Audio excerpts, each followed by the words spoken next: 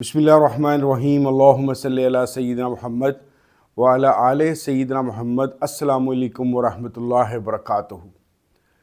आज इंशाअल्लाह ताला हम एक और स्टेप आगे चलेंगे और ज़िक्र होगा रूह और शऊर के मुतल्लिक़। मुख्तलिफ़ हवालों से बात करने से पहले मैं एक दफ़ा फिर आप लोगों के सामने ये बात पेश करना चाहता हूँ कि मेरा मानना ये है कि ज़मानों में जो चीज़ें तब्दील होती हैं कल्चरली और सोशली, उसमें जो सबसे बड़ी चीज़ में तब्दीली आती है वो लैंग्वेज की है। लैंग्वेज की ना सिर्फ़ के अल्फाज में तब्दीली आती है बल्कि उसके लहजों में भी वक्त गुज़रने के साथ तब्दीली आती है, और हर मुआशरा वक्त गुज़रने के साथ साथ नए अल्फाज को भी पैदा करता है या जन्म देता है, या पुराने अल्फाज के अंदर कुछ नए किस्म के मायने भी डाल देता है। इस वजह से यही वो चीज़ है जिसकी वजह से मेरा मानना ये है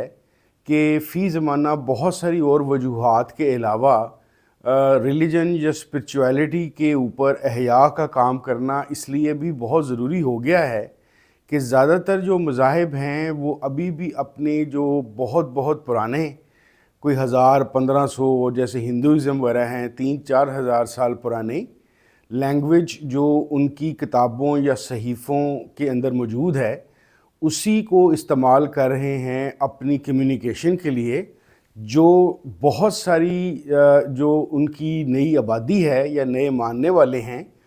उनके लिए वो लैंग्वेज या वो स्टाइल या वो डिक्शन जो उनसे एलियन है, और उस एलियनिज़म की वजह से बहुत सारी बातें कम्युनिकेट नहीं हो पा रही। जैसे अगर मैं अपने मज़हब इस्लाम की मिसाल दूँ, बिला शक एज़ ए मुस्लिम हम सब का ये ईमान है कि इंशाअल्लाह ताला कुरान करीम अल्लाह ताला की हिफाजत में है और रोज़े क़यामत तक तमाम मुसलमानों यानी कि इसके मानने वालों के लिए चश्माए या शमाए हदायत बिल्कुल मौजूद है। लेकिन हमें ये बात समझनी चाहिए कि कुरान करीम आज से 1500 साल पहले कुछ ऐसी वक्त और के अंदर उतारा गया और कुछ ऐसे लोगों पे उतारा गया जिनकी कल्चर, जिनकी ज़ुबान, जिनके आदत और एतवार, जिनके रसूमात से आज का ज़माना बहुत ज़्यादा मुख्तलिफ हो चुका है। इसी बिना के ऊपर मुख्तलिफ़ औक़ात या मुख्तलिफ़ अदवार के अंदर बाज़ दफ़ा कुरान करीम की बाज़ जो डेफिनेशंस या तफासीर मुख्तलिफ़ उलमा ने पुराने ज़मानों में की, एक वक्त आया कि जब उसकी वजह से कुछ मुश्किलात भी पेश आईं। इसमें अलमशहूर जो सबसे बड़ा वाक़या है वो वाला वाक़या है कि जिसके अंदर कुरान की एक आयत का मफ़हूम ये लिया गया कि माँ के पेट में जो कुछ भी होता है इसको किसी को इल्म नहीं हो सकता। उलमा अल्ट्रासाउंड मशीन आने तक यही दावा करते रहे कि माँ के पेट में बेटा है या बेटी ये कोई नहीं जान सकता, और जब अल्ट्रासाउंड ने ये तशख़ीस करना शुरू कर दिया कि पैदा होने वाला बच्चा बेटा होगा या बेटी, तो बहुत सारे लोगों ने नौज़ुबिल्लाह इस्तग़फ़ार ना सिर्फ़ के उलमा पे भी सवाल उठाए बल्कि हमारी सच्ची किताब कुरान पे भी सवालात उठाए। और ये ऐसा होने की सिर्फ़ वजह ये थी कि जिस ज़माने में उसकी उस वक्त तर्जमा या तफसीर की गई, साइंस की या मुआशरे की इस तरह की तरक्की ही नहीं हुई थी कि जिसकी वजह से उसको उस तरीके से समझा जा सकता जिस तरह अल्ट्रासाउंड आने के बाद है। तो मेरी जो बेसिक कोशिश है सबसे पहले तो अपने लिए, क्योंकि मैं ख़ुद सबसे ज़्यादा अपने आप को जवाब दे समझता हूँ अल्लाह करीम के सामने कि अगर मैं कुरान करीम के आने के बाद, रसूलुल्लाह सल्लल्लाहु अलैहि वसल्लम के आने के बाद, उनकी अहादीस का ज़ख़ीरा होने के बावजूद अगर मैं इस्लाम को नहीं समझ सका या मैंने इसमें कोशिश नहीं की, तो इसका सबसे बड़ा नुकसान तो मुझे ही होगा। सिर्फ़ कर ये रहा हूँ कि जो चीज़ें मैं ख़ुद समझने की कोशिश कर रहा हूँ, खुदा न खास्ता कोई आलम या मुअल्लम बन के आप लोगों के सामने थोपना नहीं चाहता, बस सिर्फ़ शेयर कर रहा हूँ। तो इस वजह से टेक्निकली ये बात बड़ी ज़रूरी है कि हम फ़ी ज़माना अपने आजकल के जो अलूम हैं, ख़ास तौर पे साइंसिस, टेक्नोलॉजी और फ़िलासफ़ी के, اس وائز ہم اپنی مختلف جو ان سے عقائد ہیں یا عقائد کے اوپر لکھی گئی کتابیں ہیں اور ایون قرآن کریم ہے، اس کی روشنی میں اس کو سمجھنے کی بہتر سے بہتر کوشش کریں۔ تو ایسی ہی ایک چیز جو میرے خیال کے مطابق جس نے میرا پرسپیکٹیو چینج کیا، اور میں اللہ تعالیٰ کا شکر ادا کرتا ہوں کہ میرے پاس محترم شیخ امین صاحب رحمۃ اللہ علیہ جیسی شخصیت، قرآن کریم، رسول اللہ صلی اللہ علیہ وسلم کے احادیث کا، کتابوں کا خزانہ موجود ہونے کی وجہ سے خدا نہ خواستہ میں بہرار رو یا غلط طرف نہیں گیا، بلکہ اللہ تعالیٰ کی رحمت سے میں آہستہ آہستہ اس چیز کو سمجھتا گیا۔ میں یہ دعویٰ نہیں کر سکتا کہ جو آج میں بات کرنے لگا ہوں یہی حق اور سچ ہے، میں صرف اس لحاظ سے ایک ادنا سی کوشش کر رہا ہوں کہ بھئی یہ وہ بات ہے جو اب مجھے سمجھ آتی ہے۔ تو آج کی گفتگو روح اور شعور کے متعلق ہے کہ ہم دیکھ سکیں کہ روح کیا ہے، اور جس کو آج کے زمانے میں ہم شعور یا انگریزی میں کانشسنس کہتے ہیں، یہ آخر ہے کیا چیز۔ سب سے پہلے حسب معمول اگر ہم دیکھیں تو روح کا جو سب مذہبوں میں جو مشہور مذاہب ہیں اس کے اندر اگر ہم اس کی ڈیفینیشن دیکھیں تو ہندوؤں کے اندر اس کو آتما کہا جاتا ہے، اور آتما کا جو جوڑ ہے یا تعلق جو ان سے ہے برہما، یعنی کہ جو ہندوؤں کا خدائے واحد ہے اس کے ساتھ اس کا تعلق جوڑا جاتا ہے، اور اسی بنا پہ جوڑا جاتا ہے کہ روح جو انسی ہے برہما سے تعلق رکھتی ہے اور برہما کی طرف سے یہ انسانوں تک آتی ہے۔ اسی طریقے سے زرتشت مذہب یا پارسی مذہب کے اندر بھی آپ کو روح کا کنسیپٹ بہت زیادہ ابراہمک ریلیجن سے بھی ملتا جلتا نظر آتا ہے۔ یہاں پہ بھی جو سی روح ہے وہ خدا کی طرف سے ہی انسانوں کے اندر آتی ہے، اور یہ اس کی رہنمائی بھی کرتی ہے، اس کو رہنمائی پہ مجبور بھی کرتی ہے، اور اس کو عام انسانی زندگی کے اندر حرکات و سکنات کے لیے بھی مدد دیتی ہے۔ ابراہمک ریلیجن میں بظاہر روح کا کنسیپٹ ایک ہی ہے، یعنی کہ یہودیوں، عیسائیوں اور مسلمانوں کے اندر، لیکن ہمیں عیسائیوں کے اندر روح کی ایک ایکسیپشن نظر آتی ہے، کیونکہ جو ہمارے عیسائی دوست ہیں وہ فی زمانہ ٹرینٹی کے اوپر یا تثلیث کے کنسیپٹ کے اوپر بلیف کرتے ہیں، کیونکہ وہاں پہ گاڈ ہے، سن آف گاڈ ہے، یعنی کہ جو وہ حضرت عیسیٰ علیہ السلام کو، ہم تو مسلمان ان کو اللہ کا نبی مانتے ہیں، تو وہ ان کو اللہ کا نبی ماننے کے علاوہ سن آف گاڈ بھی مانتے ہیں۔ تیسری چیز جو ایک علیحدہ سی ہے ابراہمک ریلیجنز کے اندر عیسائیوں کے، وہ ہولی اسپرٹ کا کنسیپٹ ہے۔ ہولی اسپرٹ کا کنسیپٹ ایک ایسا کنسیپٹ ہے عیسائیوں کے اندر جس کے مطابق ہولی اسپرٹ بھی خدا کی طرف سے ہے، اور خدائی طاقتیں اس طور پہ رکھتی ہے کہ ہولی اسپرٹ انسانوں کی مدد کرتی ہے ان کو رہنمائی کے لیے، ان کے ایمان کو تازہ کرنے کے لیے اور ان کی اچھی زندگی کو گزارنے کے لیے۔ اس کے علاوہ اگر آپ نے کتابوں یا فلموں میں عیسائیوں کا ایکزورسزم کا کنسیپٹ دیکھا یا سنا یا پڑھا ہوگا،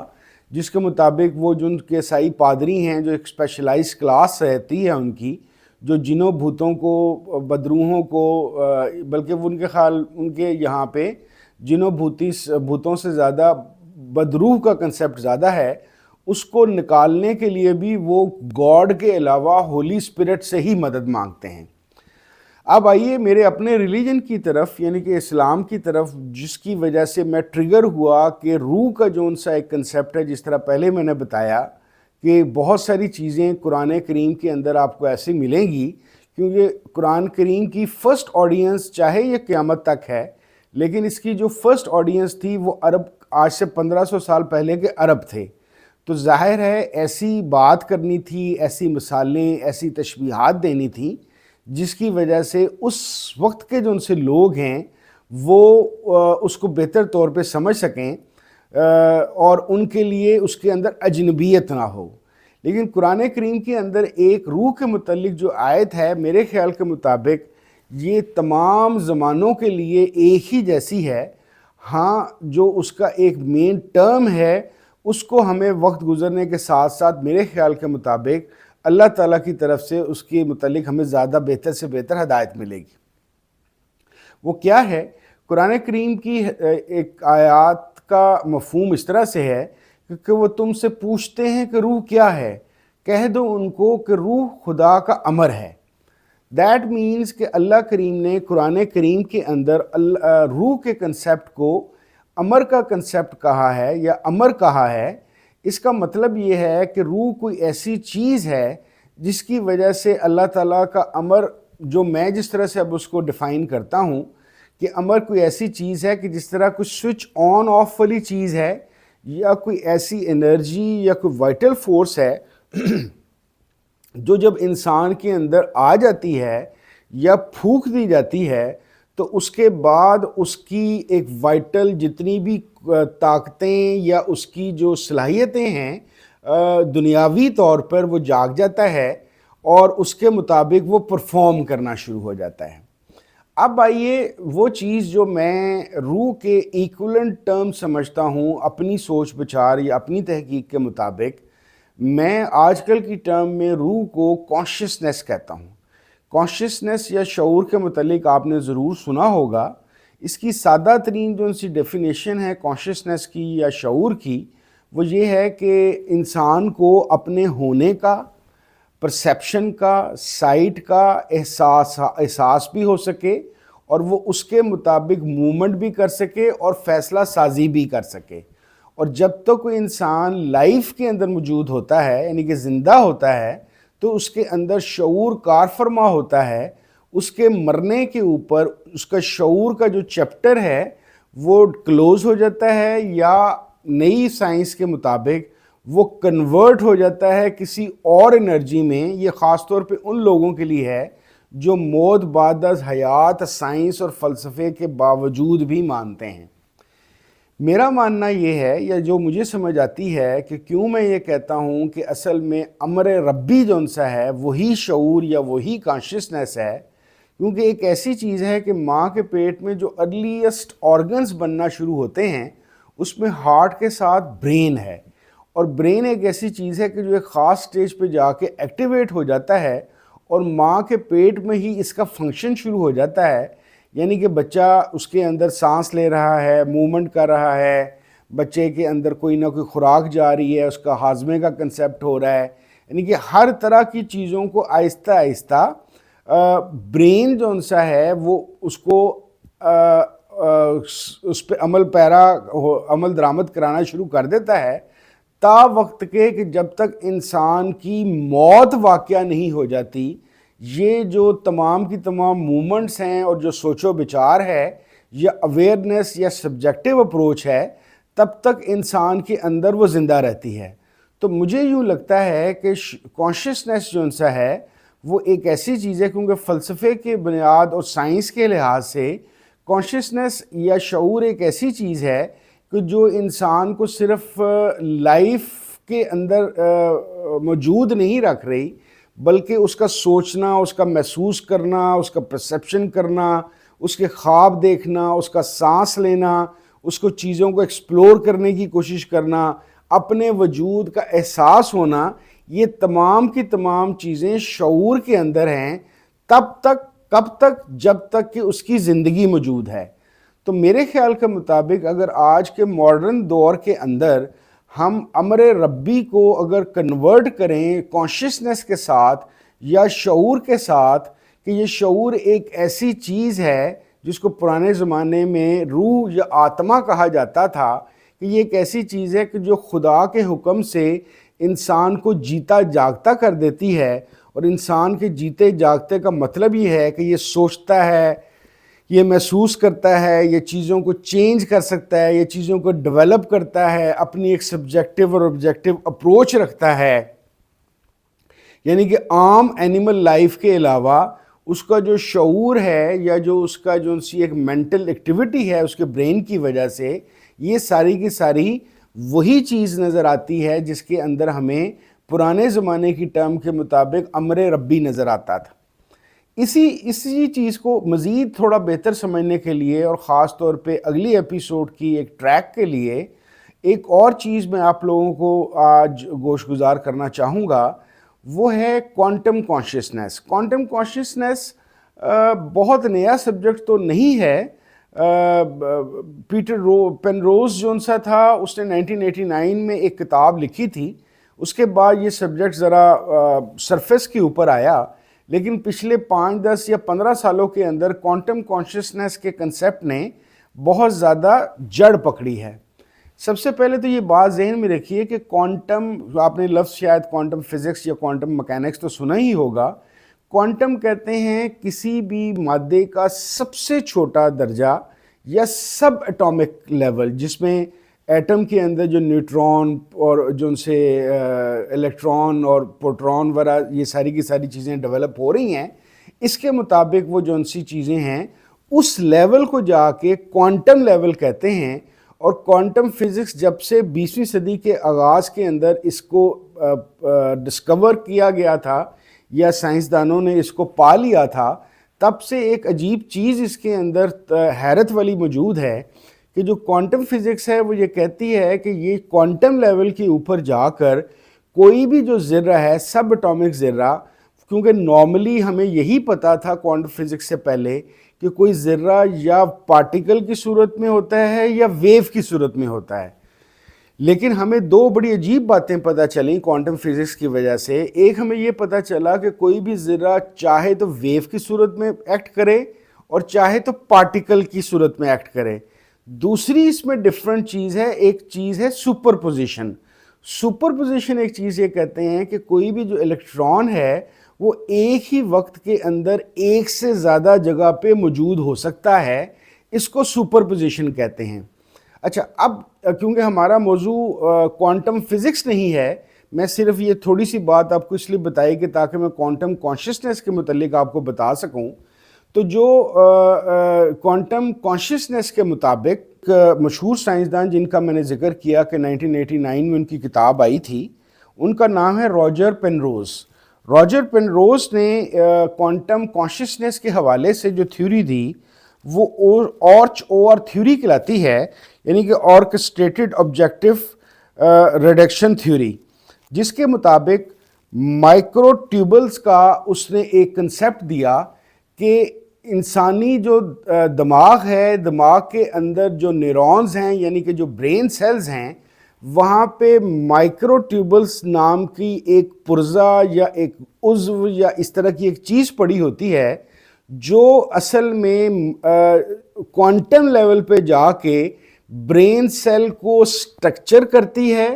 اور اس کے مطابق جو سی ہے اس کا آن آف بھی کرتی ہے اور کانشسنس کے سارے یا شعور کے سارے پروسیس کو چلاتی ہے.